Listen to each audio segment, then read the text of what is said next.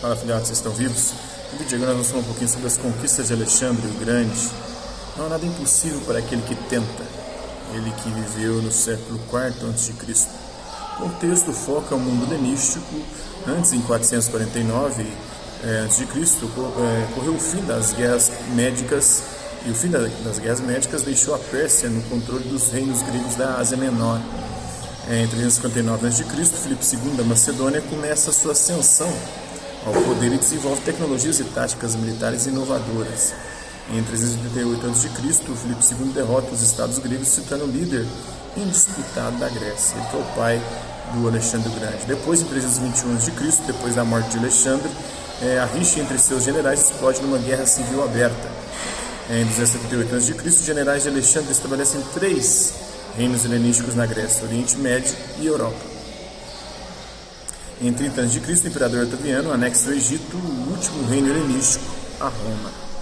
Uma das expansões militares mais rápidas e ousadas da história, Alexandre o Grande, o jovem rei da Macedônia, nos Balcãs, deixou uma trilha gloriosa de conquistas por todo mundo conhecido de seu tempo, pondo em ação um processo de helenização, a disseminação da cultura grega e sua fusão com as tradições orientais, não gregas, que durou séculos. O pai de Alexandre, o Filipe II, transformou seu estado periférico num formidável poder militar e travou campanhas contra seus vizinhos que culminaram no domínio macedônico sobre toda a Grécia. Quando ele foi assassinado em 336 a.C., Filipe havia planejado uma expedição para a Ásia Ocidental para libertar as antigas cidades-estados gregas, as polis gregas, então governadas pela maior superpotência do mundo na época, que era o Império Persa. Depois de assegurar o trono macedônico ao destruir seus rivais, Alexandre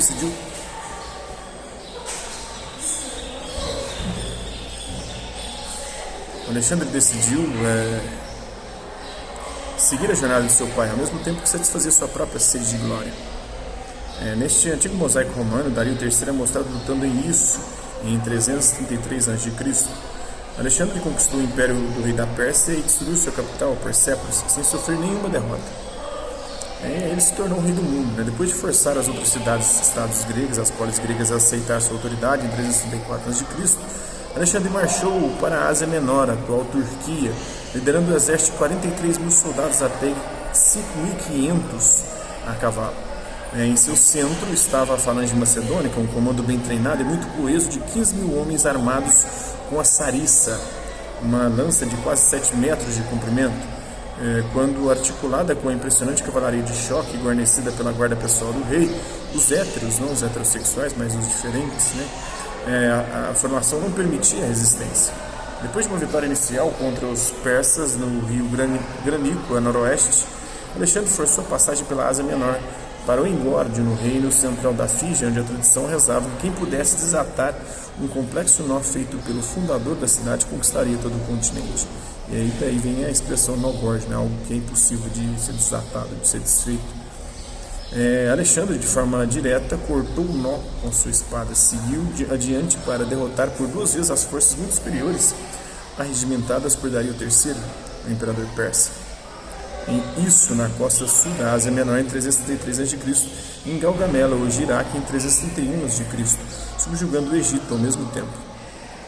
Tendo submetido os persas, Alexandre levou suas tropas para o leste, atravessando montanhas, desertos e rios até chegar ao Afeganistão e à Ásia Central, indo além até Punjab, na Índia, esmagando impiedosamente qualquer resistência. Ele poderia ter avançado ainda mais na Índia, mas em 325 a.C., seus homens exaustos se recusaram a ir adiante. Outros conteúdos relacionados às guerras médicas, à democracia ateniense, o assassinato de Júlio César, Justiniano reconquistando Roma, a fundação de Bagdá e a queda de Constantinopla. A troca cultural Oriente e Ocidente começa com as guerras médicas, em que as províncias do Império Persa são helenizadas e os macedônios adotam aspectos da cultura persa. As conquistas de Alexandre foram a rápida síntese das culturas grega e orientais, semeando a era helenística. Sociedades helenizadas no Egito e na Ásia Ocidental são assimiladas pelo Império Romano. E o aprendizado helenístico sobrevive à queda de Roma durante o Império Bizantino e com a tradução de clássicos gregos para o árabe durante a Era de Ouro do Islã, o Iluminismo islâmico. O legado helenístico. Alexandre passou a ser o rei de um vasto e etnicamente diverso império que incluía 70 cidades assim fundadas, as Alexandrias, unidas por costumes, cultura e língua gregos, ligadas por rotas comerciais. Apesar de o processo de helenização já ter começado na parte ocidental da Pérsia antes de sua expedição, Alexandre acelerou sua disseminação pelo Oriente Médio. Em 323 a.C., Alexandre morreu, não provavelmente de doença, mas talvez por envenenamento, sem escolher um sucessor. Seu império foi fatiado por seus principais generais, mas algumas das dinastias helenísticas que eles fundaram, principalmente a Seleucida na Síria e na Babilônia, e a Ptolomaica no Egito, sobreviveram até a época dos romanos. Então, Alexandre o Grande, por toda a antiguidade, Alexandre foi reconhecido como o homem mais impressionante já visto, e considerando a amplitude e duração de sua fama, que o viu se tornar uma figura central nas literaturas da Ásia Central até a Europa Ocidental, ele é um dos homens mais famosos de toda a história da humanidade. Nascido em 356 a.C., de pais que alegavam ser descendentes de demiurgos, ou seja, de espécie de deuses, e heróis, ou seja, semideuses, a educação de Alexandre sobre o filósofo Aristóteles, Inclusive, ninguém sabe por que de Alexandre o Grande, se ele é grande porque ele conquistou um vasto império, se é grande porque ele tinha uma alta estatura, ou se ele é grande porque ele gostava do grande, porque quem iniciava sexualmente os alunos eram os preceptores, os professores, provavelmente ele foi iniciado sexualmente por Aristóteles. Ele garantiu sua expertise em lendas gregas, fazendo com que cresce que era invencível e até divino. Como general, era decisivo, usado até a beira da insensatez, por sua vida e pela de seus homens, além de ter um brilhante conhecimento tático. Manteve a lealdade de suas forças por toda a sua campanha, mas seu temperamento oscilante e violento, alimentado pela bebida, fez com que, vez ou outra, eliminasse os mais próximos de si, incluindo seus amigos. Alexandre morreu aos 32 anos no auge de seu poder. Seu cortejo fúnebre foi sequestrado por Ptolomeu, um de seus generais, e desviado para Alexandria, no Egito, onde seu túmulo, agora perdido, foi mais tarde visitado por Júlio César. Isso é um pouquinho aí da história de Alexandre o Grande, das conquistas de Alexandre o Grande, que viveu no século IV a.C. Então, lembrando, não há nada impossível para aquele que tenta. Essa é a mensagem transmitida por Alexandre o Grande. É isso aí. Espero que vocês tenham gostado do vídeo. Quem curtiu, dá um like. Quem não curtiu, dá um dislike. Se interessar pelo conteúdo do canal, é só se inscrever, ativar o sininho e aguardar os próximos vídeos e as próximas notificações. Deixe também seus comentários aí no que você tem achado dos vídeos, sugestões de temas e assuntos para serem abordados em vídeos posteriores.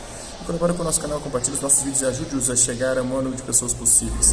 Gostaria de agradecer àqueles que hora ou outra por conta de conteúdo passam por aqui, deixando sua visualização, seu like, seu dislike, seus comentários.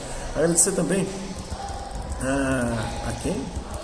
Os 402 inscritos no nosso canal. Agradecer também eles que compartilhem os nossos vídeos, compartilhem o nosso canal, seja aqui nessa plataforma no YouTube e em outras redes sociais. No mais, é isso aí. Hasta la vista, babies, e até a próxima.